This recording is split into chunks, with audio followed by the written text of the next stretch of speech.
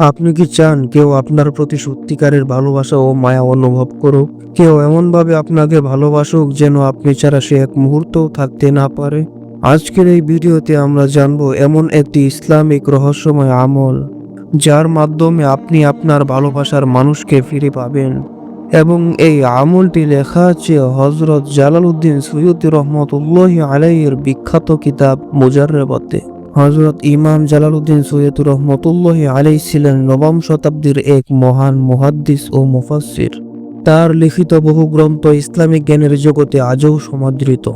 তার বিখ্যাত কিতাব মুজাররাবাতে জমাম সুয়ুতিতে তিনি এমন কিছু আমলের কথা উল্লেখ করেছেন যেগুলো মানুষের হৃদয়ে প্রভাব ফেলতে পারে।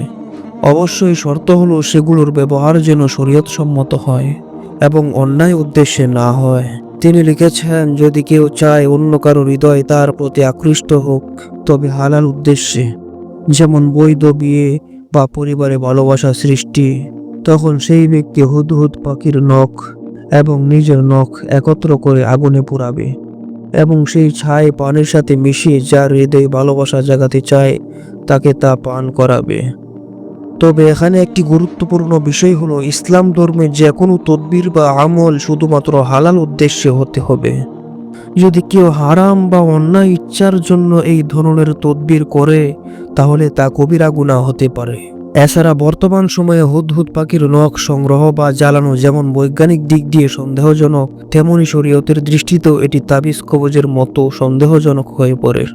তাই আমাদের উচিত এসব আমলের আধ্যাত্মিক দিকটি গ্রহণ করা আর সরাসরি কোরআন হাদিস নির্ভর দোয়া ও আমলের দিকেই মনোযোগ দেওয়া।